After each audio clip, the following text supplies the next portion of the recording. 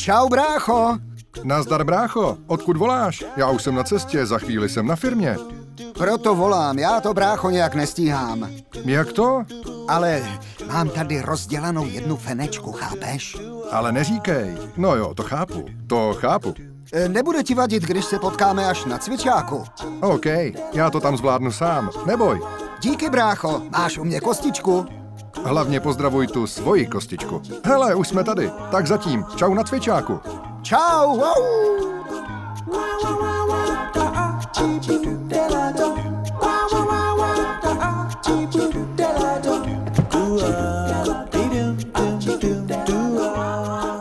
Příště ne tak rychle do zatáček. Křiví mi to uši.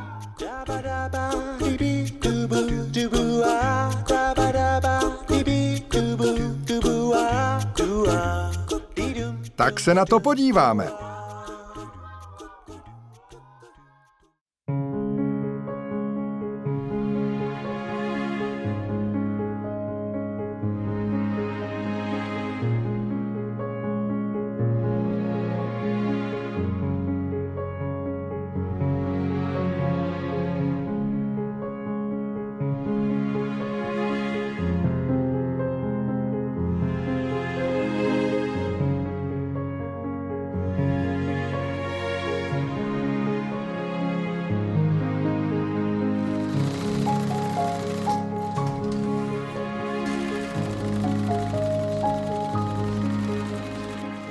Prosím pečlivě, víte, že na pořádné stehy jsem pes.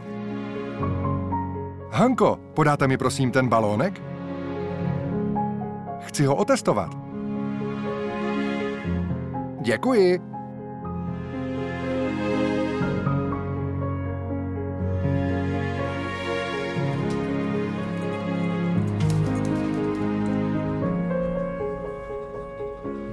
Já vám pomůžu, Romane.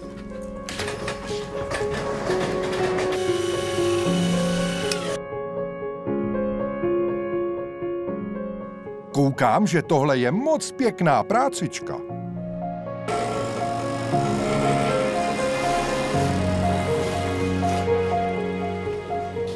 Tady se šije jak o život. Super!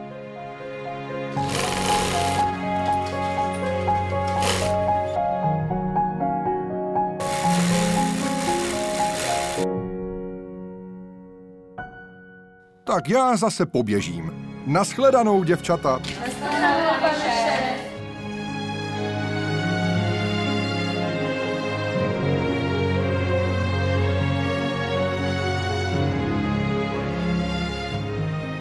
Dnes jsem byl maximálně spokojen. Jdeme na cvičák. Uvidíme, jak nám to půjde tam.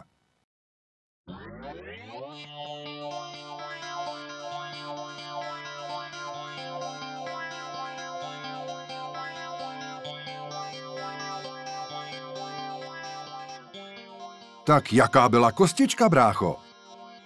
Ale ani se neptej. Mnoho štěkotu pro nic. Raději mi řekni, jak to šlo na firmě. Bezvadně, jako vždycky. Tak to je super. No nic, tak trochu potrénujem, ne?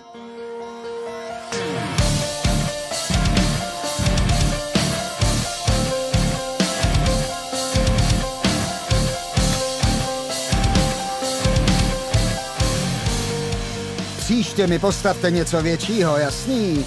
Tohle dávám levou zadní. Narovnejte záda a tu šírku drž pořádně.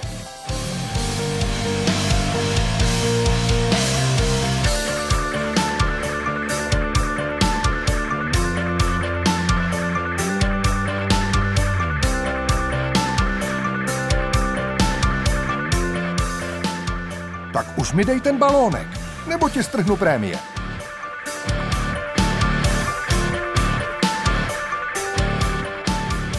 Stopování miluju.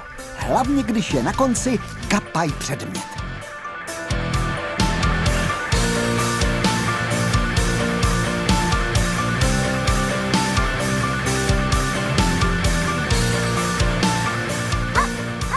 Pohneš se a seš mrtvej muž.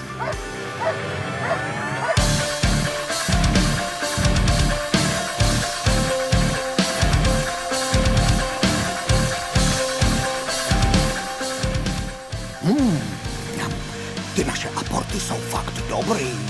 Se vůbec nedivím, že je prodáváme po celém světě.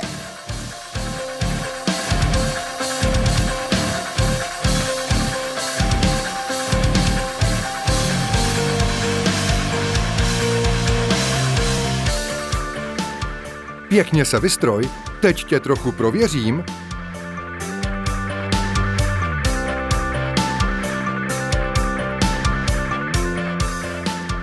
Tyhle naše rukávy fakt žeru. Z nových rukávů MP mě vůbec nebolí za krkem.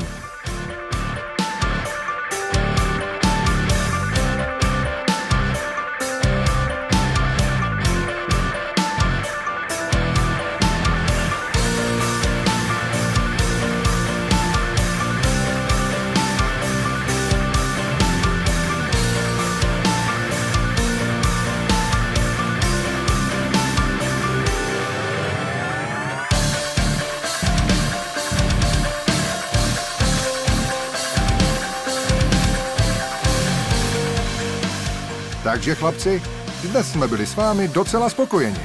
Hlavní je neusnout na vavřínech a nadále tvrdě makat. Máte to nejlepší možné vybavení na světě, tak se snažte. Věřím, že když budete takhle pokračovat dál, můžete vyhrát i nějaké to mistrovství. Pro dnešek končíme.